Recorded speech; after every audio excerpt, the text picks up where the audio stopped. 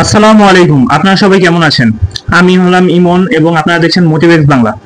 তো আজকে আমি আপনাদের জন্য নিয়ে এসেছি ইলন মাস্কের সিরিজের দ্বিতীয় পর্ব। অর্থাৎ যারা আমার ইলন মাস্কের সিরিজের প্রথম পর্বটি দেখে নেননি তারা অবশ্যই সে প্রথম পর্বটি দেখে নেবেন, কারণ সে প্রথম পর্বটি না দেখে থাকলে আপনারা দ্বিতীয় পর্বের কোনো কিছুই বুঝতে পারবেন না। তাই আপনাদের কাছে অনুরোধ, অবশ্যই আমার ইলন মাস্কের সিরিজের প্রথম পর্বটি দেখে নেবেন।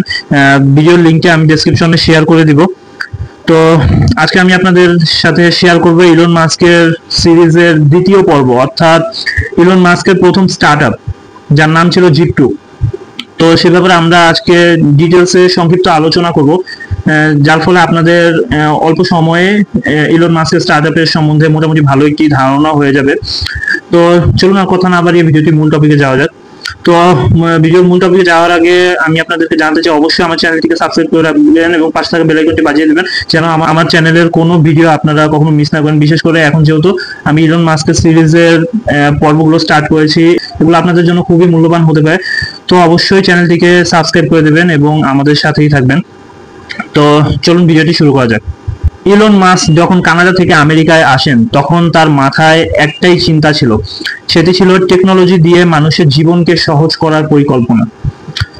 তো তিনি 1995 সালে তিনি এবং তার ভাই কিম্বেল মাস্ক, অর্থাৎ তার ভাইয়ের নাম ছিল কিম্বেল মাস্ক, তারা দুজন মিলে একটি সফটওয়্যার কোম্পানি শুরু করেন যার নাম ছিল জিপ2।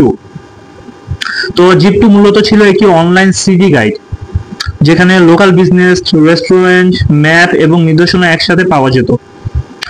তখনকার দিনে ইন্টারনেট খুব একটা জনপ্রিয় না হলেও ইলন মাস্ক বুঝেছিলেন ভবিষ্যতে ইন্টারনেট নির্ভর হবে, অর্থাৎ ভবিষ্যতে ইন্টারনেটের প্রয়োজন হবে।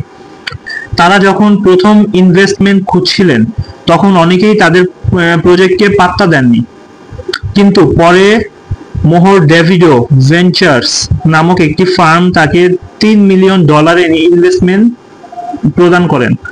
অর্থাৎ তখন ইলন মাস্ক তার কাছ থেকে $3 মিলিয়ন ইনভেস্টমেন্ট পেয়ে যান। ইলন মাস্ক তখন কোম্পানির সিইও ছিলেন, কিন্তু পরবর্তীতে ইনভেস্টররা একজন প্রফেশনাল সিইও নিয়োগ দেন। ইলন মাস্ক তখন সিটিও ও প্রোডাক্ট ডেভেলপমেন্টের দায়িত্বে ছিলেন। 1999 সালে কম্প্যাক্ট কোম্পানি জিপ2 কে $307 মিলিয়ন কিনে নেয়। ইলন মাস্ক তখন পেয়েছিলেন $22 মিলিয়ন সেটি বিক্রির ফলে। এখান থেকেই শুরু হয় তার আর্থিক স্বাধীনতা এবং বড় স্বপ্ন পূরণের যাত্রা। তো এই এপিসোডে আমরা দেখলাম কিভাবে ইলন মাস্ক তার প্রথম কোম্পানির মাধ্যমে প্রযুক্তির জগতে প্রবেশ করেন এবং প্রথম সফলতা অর্জন করেন। তো পরবর্তী এপিসোডে আমরা জানবো X.com ও পেপ্যাল এর গল্প। তো এই পরবর্তী যে তৃতীয় পর্বটি রয়েছে X.com ও পেপ্যাল এর গল্প, এই ভিডিওটি দেখার জন্য অবশ্যই আমার চ্যানেলটিকে সাবস্ক্রাইব করে পাশে থাকা বেল আইকনটি বাজিয়ে দিবেন, যেন আমার চ্যানেলের সাথে আপনারা থাকতে পারেন এবং পরবর্তী ভিডিওটি খুব সহজে আপনাদের হাতের মুঠোয় পেয়ে যেতে পারেন। যদি আমার ভিডিওটি ভালো লেগে থাকে তাহলে অবশ্যই ভিডিওটিকে বেশি বেশি শেয়ার করে দিবেন এবং অন্যদেরকেও এই ভিডিওটি দেখার সুযোগ করে দিবেন। তো যদি এই ভিডিও সম্বন্ধে কোনো কিছু জানার আগ্রহ থাকে বা কোনো কিছু বলার দরকার হয়, তাহলে অবশ্যই কমেন্ট বক্সে জানিয়ে দিতে পারেন।